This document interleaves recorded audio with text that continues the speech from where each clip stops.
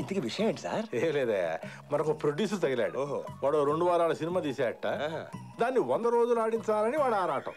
అందుకోసం రోజు 1 గంట పాటు మన స్టూడియోకి వచ్చి లైవ్ షో చేస్తా. 2 వారాల సినిమా తీసాడా? 100 రోజులు ఆడించేస్తాడా? ఇంతకీ ఎవరు సార్ ఎంగ వెంకట్రావు?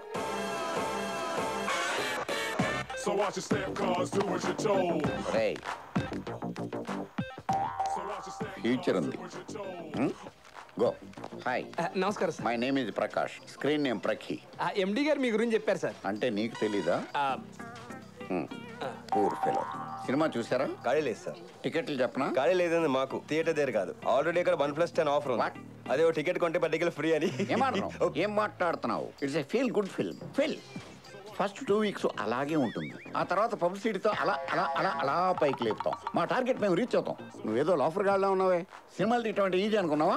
సక్సెస్ కి మారు పేరు, విజయానికి చిరునామా అయిన the young talented producer Prakash గారు ఈ రోజు మన స్టూడియోలో ఉన్నారు. మీరు తన్ని డైరెక్ట్ గా కొట్టేయాలి అంటే, సారీ సార్, ఇప్పుడు మీరు తనతో డైరెక్ట్ గా మాట్లాడే ఛాన్స్ కొట్టేయాలి అంటే మీరు డయల్ చేయాల్సిన నెంబర్ 0402355533.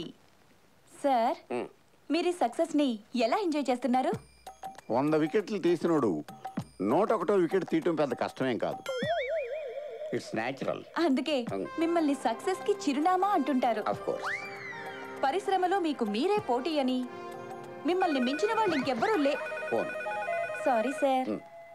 హలో, చెప్పండి. మూవీ చూసామండి. ఫస్ట్ హాఫ్ గబ్బర్ సింగ్ లా ఉంది, సెకండ్ హాఫ్ దూకుడు లా ఉంది. నాకు ఒక చిన్న డౌట్ అండి, అసలు బ్రహ్మానందం లేకుండా మీరు సినిమాలు తీయలేదా? డైరెక్టర్ల సినిమాలలో ఓన్లీ స్టోరీ ఉంటుంది, కేవలం బ్రహ్మానందంలో పెట్టి స్టోరీ ఎందుకు తిప్పుతున్నారో తెలుగులో నాకు అర్థం కావట్లేదండి. ఎందుకండి? హలో, ఇలాంటి కాల్స్ రిసీవ్ చేసుకున్నప్పుడు మనం పడ్డ కష్టం అంతా కూడా మర్చిపోతాం. వందన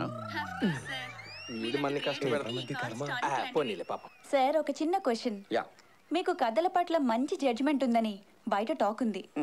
అసలు ఎలాంటి కథలు సెలెక్ట్ చేసుకుంటారు? ఓ డైరెక్టర్ కి ఛాన్స్ ఇవ్వబోయే ముందు ఆ డైరెక్టర్ లో ఏ ఏ విషయాలు పరిగణలోకి తీసుకుంటారు? Nice question. ముందు కథను నేను బాగా ఫీల్ అవ్వాలి, ఆ తర్వాతే దాన్ని తెరకెక్కిస్తాను. రామచంద్ర, ఈ ఓవర్ యాక్షన్ భరించలేకపోతున్నాను రా. రై, నేను చెప్పేదాకా లైన్ కట్ చేసావు అనుకో, పొడిచి పడతావు. ఎందుకేంట్రా? చూస్తావు ఇప్పుడు, చూడు చూడు. అది కాదురా, అయిపోయాడు. వందనా, నెక్స్ట్ కాల్ రిసీవ్ చేసుకో. హలో, చెప్పండి శివ గారు. సార్ ఏంటి సార్ మమ్మల్ని మా ఫ్యాన్స్ ని డిసప్పాయింట్ చేశారేంటి సార్? డిసప్పాయింట్ చేశానా? ఎందుకు? నాకు ఆగట్ సినిమా చూసినట్లేదు సార్, దేవుడు డివిడీలో చూసినట్టుంది. నేను పెద్ద మహేష్ బాబు ఫ్యాన్ సార్. మా రూమ్ లో అందరూ పవన్ కళ్యాణ్ ఫ్యాన్ సార్. మీరేమో ఆ డైలాగ్ వెళ్తే మమ్మల్ని ఎక్కడికో చెప్పేశారు. అక్కడేమో సినిమా అంత ఎక్స్పెక్ట్ చేసినంత లేదు, సేమ్ దూకుడు చూసినట్టే ఉంది. వాళ్ళ ముందు నేను తలెత్తుకోలేకపోతున్నాను ఇప్పుడు పవన్ కళ్యాణ్ ఫ్యాన్స్ ముందు. ఓకే, మళ్ళీ చూడండి, అర్థమవుతుంది.